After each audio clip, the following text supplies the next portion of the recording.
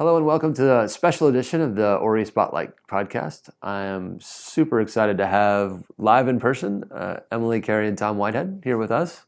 And online we have Lucy and Lewis Jones, who are Opie Jones's parents, another CAR-T patient here in the UK. And we're going to discuss, we're on site at an Ori meeting, and Emily and her family has been great to visit us in person and inspire our team yesterday and today. And I think you're headed to Ireland next, if that's right, Yes. today. So to visit another company working in the cell and gene therapy space. So welcome. Can't wait to have an exciting conversation today about everything related to CAR-T and our ambitions for the future of cell and gene therapy.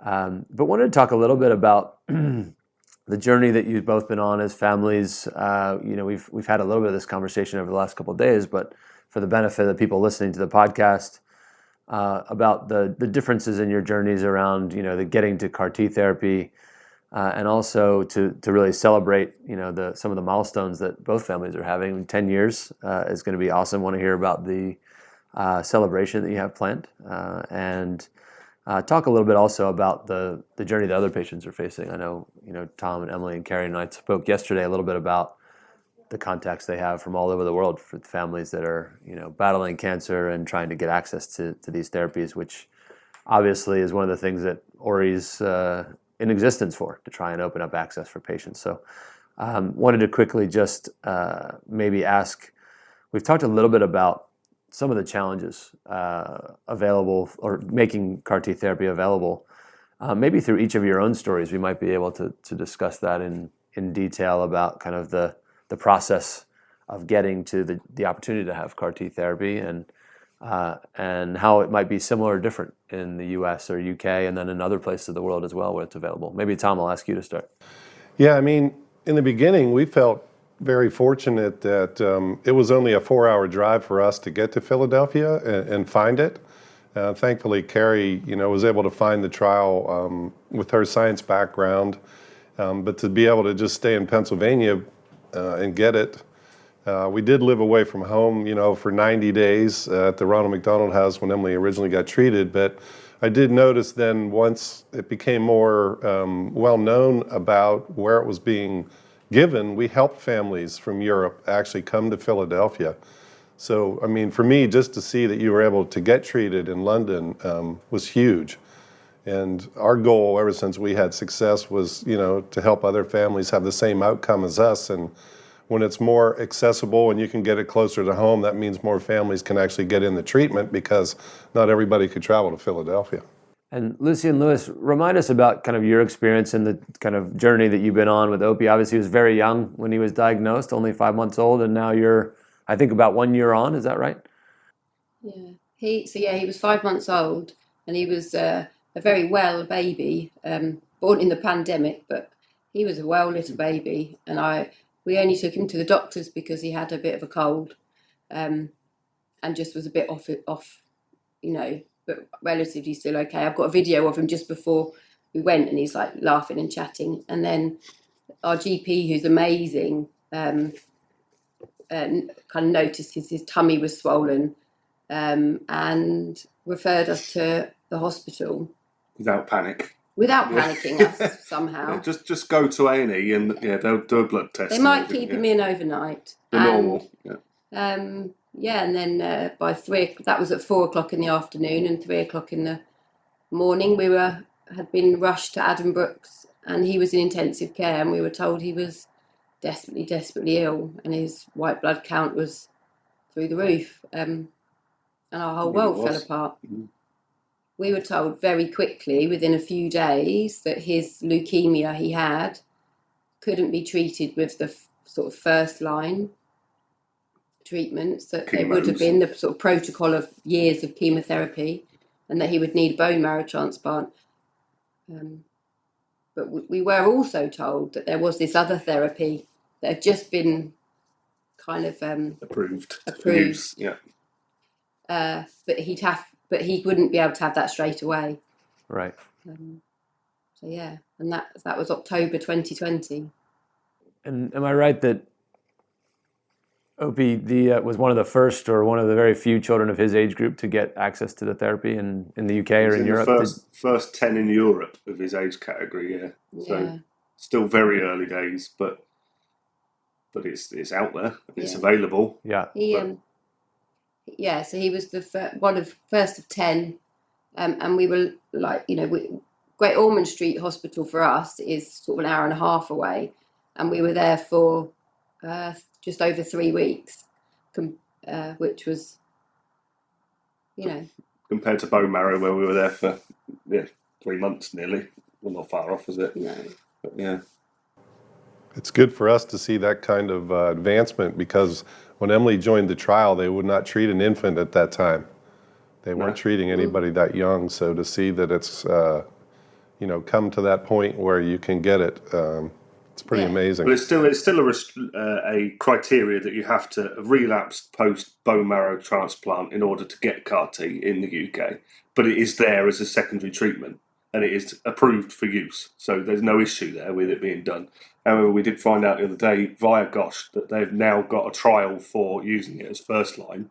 So, which is great news at last, that they're going to attempt to use it as first line and see what happens. Obviously, it's still a trial and it's still a long way off, but we know what the outcome can be. We've seen it, and we're very hopeful that it's going to work. Quite simply, it will become the first. We've seen a couple of therapies be approved for, I think, both Kite's therapy, Yescarta, and Novartis' therapy, Kymriah, which I think both of you guys had ultimately. Did Opie have Kymriah as well? The Novartis, yeah. Have been moved into first or second line therapy for certain indications. So they are coming kind of earlier in the treatment path, but knowing that, and is it right in the US, the standard of care is chemotherapy first and then a transplant and then potentially CAR T? Is that the way the process works? Well, it had moved up to where when you relapse the first time, you can make the choice of bone marrow transplant or CAR T. Oh, really? Okay, great. And Dr. Grupp, who's Emily's oncologist, is part of treating some patients this year in the U.S. With frontline treatment for ALL. Awesome. So we're really excited for that as well. Yeah. I think I'm part of some sort of groups where patients from the US are part of, and I'm certainly read some of their stories where they've been able to have CAR T first, and like you said, as an option almost, which is definitely what we would have done had we had a choice for our little boy, isn't it? Yeah, I mean, we were told about it very early on, like Lucy said. All the consultants know about it. They have their meetings every week, every 2 weeks, and they know that it's out there. They know what it's doing, and they want to use it as well, but obviously it isn't that accessible that they can just say, yes, there you go. They've got their protocols to follow, so they don't really have a choice, to be honest, unless it's deemed ultimately necessary to skip a stage. So, but like I say, hopefully with what's coming with the trial, which is active now, the trial, so they've started it, the next few years, it's looking promising that it will become the first line defence or first line treatment. So. And I was just going to say that, now I guess next week's a kind of a big week. It's Emily's birthday, Yep. May 2nd. Yep. And then your 10-year cancer-free anniversary is also next week, or the end of the week. So it's pretty exciting. Mm-hmm. Do you guys want to tell us a little bit about all the things that are happening and maybe the movie and the things that are happening around the anniversary? Yeah, so we've been making a documentary over the past, 8 years or so. And we just found out last week that it was accepted into the Tribeca Film Festival. So it's interesting that it's coming out at her 10-year cancer-free anniversary. It was actually supposed to be out a couple of years ago, but it just kept getting delayed. But it's actually, I think it's coming out at the perfect time, so we can really celebrate Emily's 10-year cancer-free anniversary, but CAR T as well, because it'll be 5 years this summer that it was FDA approved. FDA approved, yeah. In the US. And I think for us, it's pretty big too, because it'll be the first time that the science community is going to call the treatment a cure.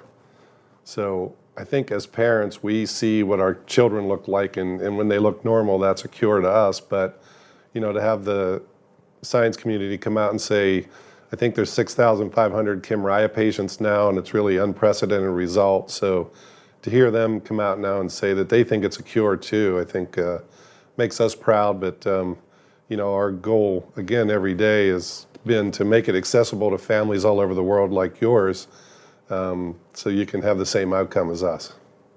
Yeah, absolutely, and that's what we want to see. Going forward. We have met families along our journey, and when you see what children have to go through, the treatments they have to go through when there are these other treatments which are much kinder, and they are much kinder. That's what we want to see. That these treatments should be first line treatments. They shouldn't be, once everything else we've tried is failed. And especially when you hear that the drugs they're using are 50 years old, you think how much further has science come on? What that's just cruel. It's our clinical nurse specialist when I was in the hospital with Opie. I was a few weeks in, and I was, in this whirlwind of, I don't know what I was in, really, but I was struggling with them telling me that Opie needed to have morphine, which is ironic when you think of the other drugs he was having. But to me, morphine is associated. I can't give my baby morphine. And the clinical nurse specialist said that's the level of pain relief he needs, because when we give him chemotherapy, it's like putting bleach down him. I mean, those words shouldn't go with trying to treat somebody. It's archaic for sure. It really is. And I think for us, when we see Emily sort of 10 years on, and Opie's, we're a year in July, sort of it's the hope. But we always say if we've got hope, we've still got something. So that's, I know the first year is the most crucial, so that'll be a great anniversary. Yeah. What's the date? What day in July is the year anniversary? 26th. 26th of July is when he had his cells. So yeah, that's our year. But it's just very strange, because again, although you want to hear when will they be cured? When is it cooked? When do we say they're cured? For all the treatments he's had, there could be long-term side effects for all these treatments he's had. And ultimately, if he'd had CAR-T first, he wouldn't have had to have all those horrible drugs that maybe are going to have a long-term negative effects on them. And that makes you quite angry now, I think, doesn't it? It's our big thing that we've brought out of it, which is our drive for wanting this to be the first treatment. Well, I remember you guys saying to us that you were hoping to help raise awareness in the UK and in Europe, similar to the way Emily's story has inspired us around just ensuring patient access. Patients can get accessible treatments, first line, and have them, all the options available to clinicians. Yeah. And can you tell us a little bit more about, that thought and what your experience has been? What you would hope for other families like yours in the UK and Europe and elsewhere? If you get the earth-shatteringly horrendous news that one of your children, has cancer, that ultimately the treatment is quick and it's as kind as it can possibly be to the rest of their body. Yeah. And the targeted treatments, Opie had 2 lots of immunotherapy as well, which are also obviously a targeted treatments. He came home for 2 weeks over Christmas on one of the immunotherapies, and he wasn't poorly, because that was just targeting the bad cells. That's how I explain it to Emily, our Emily, his sister, his bad cells. And that's what children should have. That's what all patients should have, but children especially should have, When you see all the children, you see them in hospital so poorly, not from the cancer, but from the treatments they're having. Yeah. And then you think the financial impact on the healthcare system, overall, when I think of bone marrow transplant, how intense that was, how long we were there for, the aftercare for him. It doesn't, to me, that doesn't add up. And I know there's a lot more that goes into it, but to me, you think, well, hang on, it might cost this much. But actually, if you look at the overall cost of caring for somebody, giving them all these treatments that are then all these horrible side effects, which then you're going to have to carry on caring for them, Sure. you know, surely that, I don't know, I'm sure it's probably not as simple as that, but to me as a mum, as a dad, you know, to see when you see your child go through what we have. Yeah. We've been fortunate and unfortunate in the fact that we've witnessed both. We've witnessed what the harshest of chemotherapy can do to a child and what immunotherapy can do to a child, and vice versa with the bone marrow and CAR T. Complete opposite scales of impactness on that child. It's amazing. It's crazy that we're still giving the other things, but we are, and I understand that, and they have their procedures, and every medicine they give is a step towards curing, and that's important, but there are better ways of doing it, and they're getting there. So Yeah, it's great. Emily, you had said yesterday that kind of your ambition for, on the back of the movie and the 10-year anniversary and for the foundation moving forward was really very closely tied to this topic and helping patients get access. Would you just talk a little bit more about that? Sure. So one of my main goals is to have CAR T become more of a frontline treatment, especially after what you said about the effects that like chemotherapy and radiation has on a child, that it's just hard to think about whenever CAR T exists. And it was so much of a shorter time period for me where I went from being really sick to a lot better. Whenever I had chemotherapy, it was very long amounts of time where I would be sick. So for me, I would love to see it become more of a frontline treatment, especially just because it's less toxic for a kid and gets them back home faster. You had said, your hope is that other kids have the chance to live a normal life like you've been able to do and go to school and those kinds of things. And I know that, that'd be ambition for Opie and, every other patient out there. Absolutely. Yeah, we had definitely. 22 months of failed chemotherapy, and then 23 days after CAR T, Emily had no cancer. It's amazing. And I think that's when it provokes the anger inside me, especially when I hear Emily talk, because obviously for Opie, being a baby, we actually, we'd say, which is that he didn't know what was going on because he was a baby. Whereas we met children who were Emily's age, and they knew exactly what was coming. They knew what was coming through the door with the nurse in the tray, the wiggly lines, everything. They knew that. And it just makes you so cross. It's very, that you have to go through that when. Lewis, there's an interesting point you just raised. We discussed yesterday about kind of the awareness amongst the healthcare community, physicians and others. And you'd said that generally the physicians that you come into contact with are aware of the therapy. Is that generally true? And, are they anxious to try and use it more, or is it something they're kind of resigned to the fact it needs to be last line? Like, what's your experience been? And then I'll come to you guys and ask the same within question. our country, they have weekly meetings for different areas, if you like.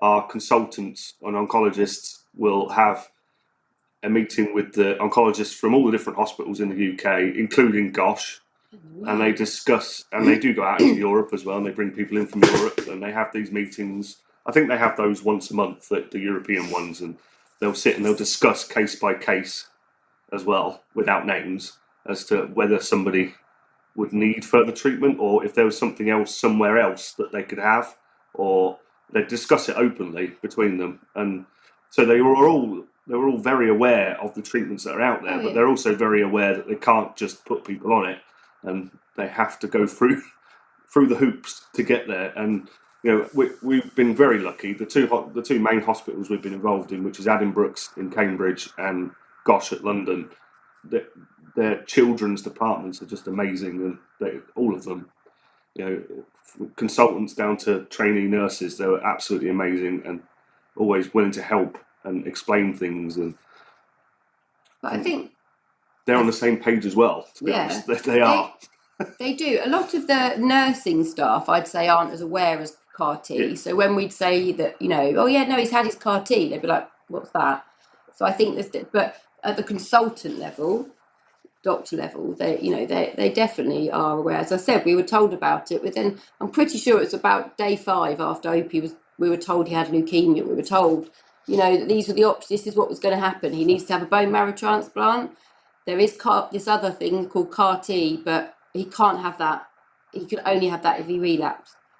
And if I knew then what I know now about it, I would have fought a lot harder for him to have CAR T, a lot harder.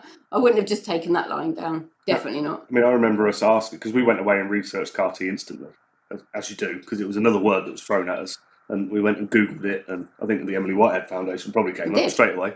And we were reading all sorts of things about it. And we went back into the hospital and said, we want CAR T. And we were told basically, no, you can't have it yet.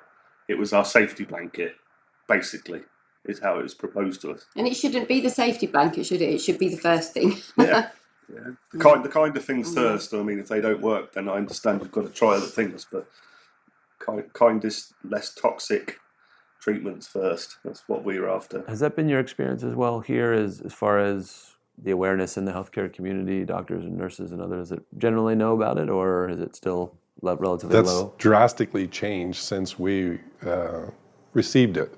In the beginning, it was more in the U.S. It was the parents going to the doctor and asking the doctors to research it because they were not recommending it because they didn't really know about it.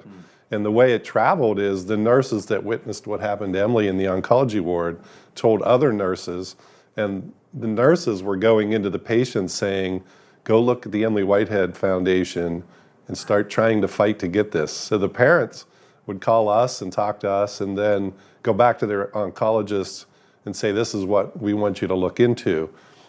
So it is good for us to see now a lot more oncologists are knowledgeable about it and actually okay with going to it and not feeling like it's something that they don't understand.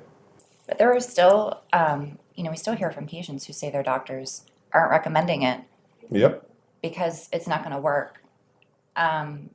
So we always tell families just to, to fight for it because there is another option out there. And, so sometimes the patients are educating the doctors.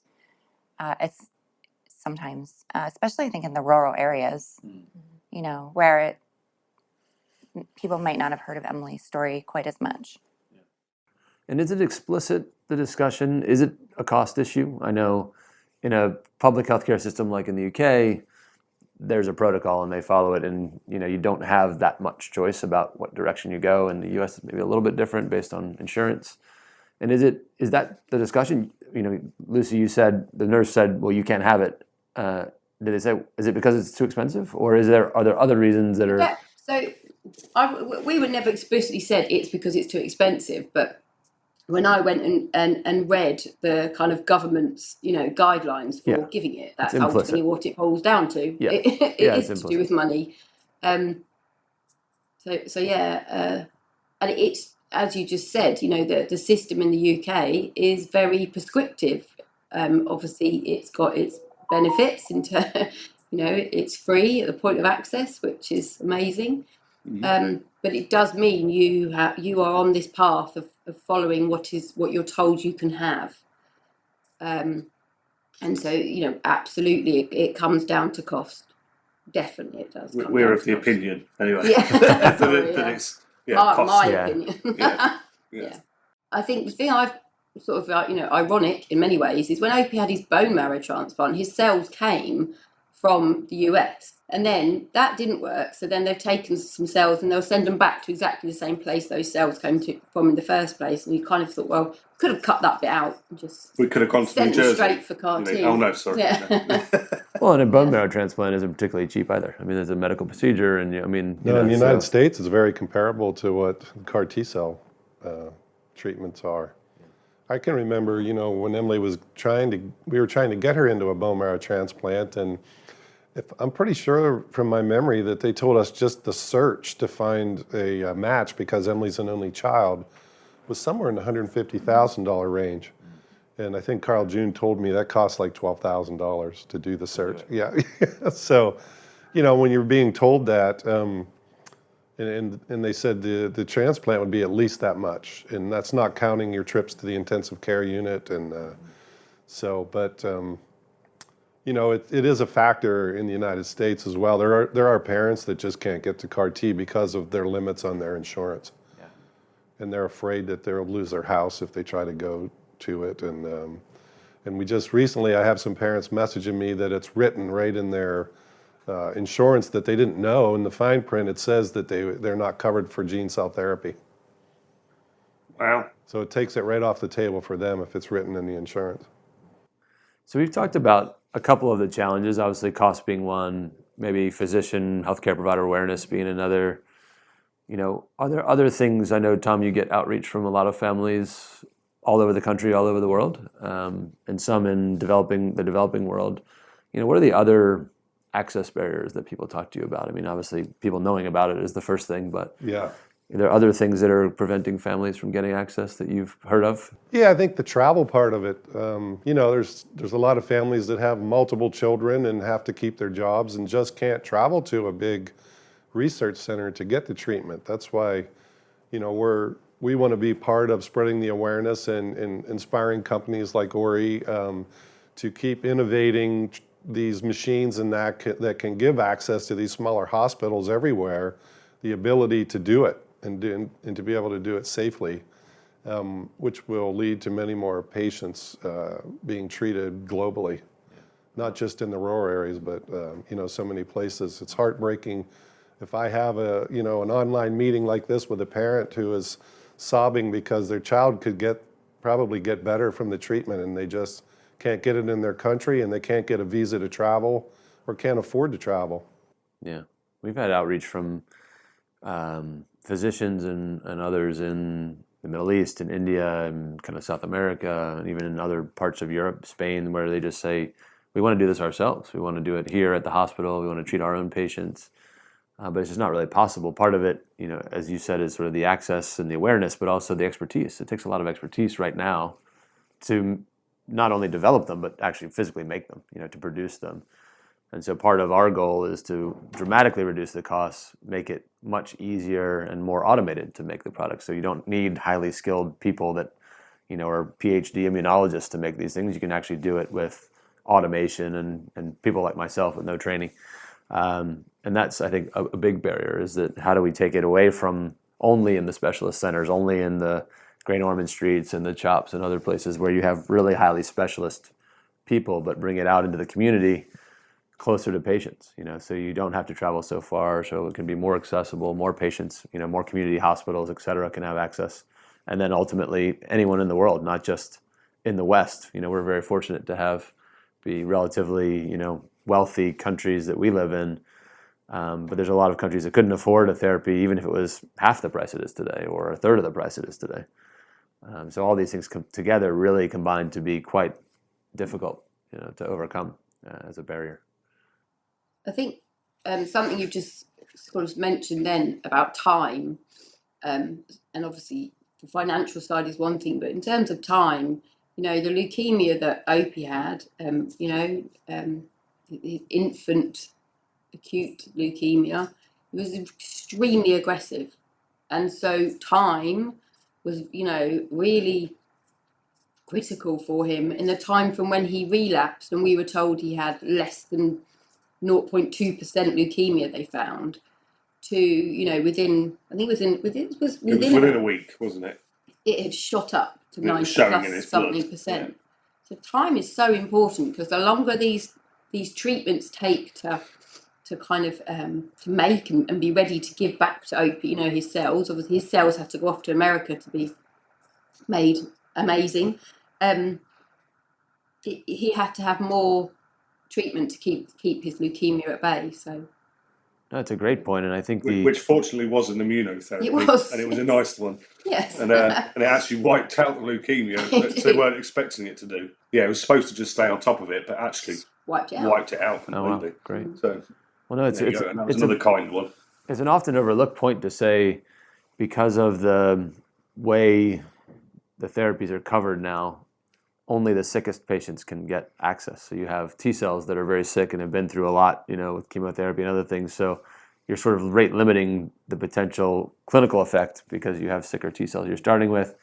So there's a kind of virtuous cycle, as you said, around timing to say, well, actually, if we can bring it earlier in the treatment pathway, healthier T cells, more likely to have a good clinical outcome, but also the processing time. Because right now, as you just said, there's often a necessity to fly the cells somewhere else for processing. It could be halfway around the world, takes 2 or 3 weeks.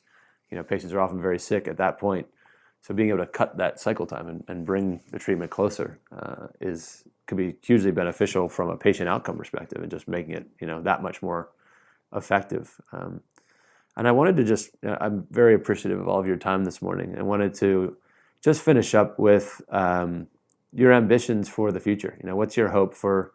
I'll start with you, Lucy and Lewis, with your ambitions for Opie, but also for other kids like him with leukemia, and the hope that you have for CAR T therapy being widely available for patients. Well, we want Opie to be sat where Emily is sat, looking as healthy and as We'll do this in doing as 10 well years as you if are. you guys want to. We'll come back together, and you can come come to us. And whenever we're told we can still see his CAR T cells, we're like, yeah. Want to keep his amazing cells as long as possible, and we just want him to grow and develop and be happy and healthy and achieve whatever he wants to achieve. We feel we missed a lot. With him being in hospital so long. We've got quite a lot of catching up to do. So making lots of memories is what we're doing at the moment, isn't it? Lots of family time and. Definitely. That's awesome. And for other children, we want them to be diagnosed. Well, we don't want them to be diagnosed, but if it's horrendous enough that they're diagnosed, and they have access to this treatment sooner, so they don't have to go through the toxic treatments that Opie and Emily had to go through. It's just not fair. No, it's great. Thank you for that. And you guys with the foundation and kind of looking forward to the next 10 years, what's your ambition? What would you hope we're sitting here 10 years from now, what would you hope will have happened? Well, I hope in 10 years, from my perspective, that like ALL leukemia will be an outpatient treatment, that you get CAR T and you go back to living your life, and it's like anything else you get treated for. And I can tell you, 10 years from now, Opie will have no idea what happened, but unfortunately, as parents, you won't forget. I wish that some of that stuff would, that we could also put that behind us. But that kind of is what drives me to try to make a difference every day. And like I said, our foundation's goal is to help more families like yourself. So that's what we do every day. And I hope that you get to that point where you're 10 years out, and Opie says, isn't it time to stop talking about that? Emily's ready to head off to college and put it all behind her. Yeah. Aspiring filmmaker, right? Yeah. How about you, Emily, Carrie? Any final thoughts, parting thoughts on this? Just ambitions for the next 10 years, either for yourselves or for families like yours? I think Tom pretty much said. He always sums things Pretty up. good. Yeah. He's good at this. He's good at this stuff. Well, it's been so great having you here. Thanks so much for joining us in person, and great to meet you in 3 dimensions after speaking in over Teams. Can't so wait many to finally times. meet you guys one of these days. We will. I was going to say COVID's conspired to keep us apart, but Tom was nice enough to introduce us to you guys, and hope you guys get a chance to meet, and maybe at the Believe Ball. Yeah, it is great. When we brought the families together the first time, there was 35 families together, and you get to meet people that actually know what you went through, and it just helps everything. Getting to meet some of the other families, and our whole event is focused on how, giving these kids a special night where they can have fun, and everybody involved had a lot of fun, and it also raises a lot of money to help the next families. So we're going to continue to try to do that and do whatever we can, and I know now that you will too. And even doing this podcast for you, even when you don't feel good, I think you'll hear from another family over here in the UK that'll get in touch with you and say, we found it because of your willingness to be out there sharing it. I hope so. I very regularly say, and I used to say to the nurses as well, when they'd say, what's CAR T? And I'd say, go to the Emily Whitehead Foundation page, go and find that. That's what you need to be reading. Yeah. Well, thank you for that too. That's great. Well, the Believe Ball's September 17th, you said? That's the next big chance, big fundraiser. Yeah. You guys also do a golf tournament and some other big things? Yeah, on July 15th, we have our Tee Off for T-Cells golf tournament in our hometown, which has been a huge success. Over the years, we're going to have a viewing of our movie the night before. And the movie is called Of Medicine and Miracles. I don't know if you guys knew that yet, but worked very hard on the film. It's going to be in Tribeca and get quite a bit of media attention, and hopefully that leads to more access to CAR-T.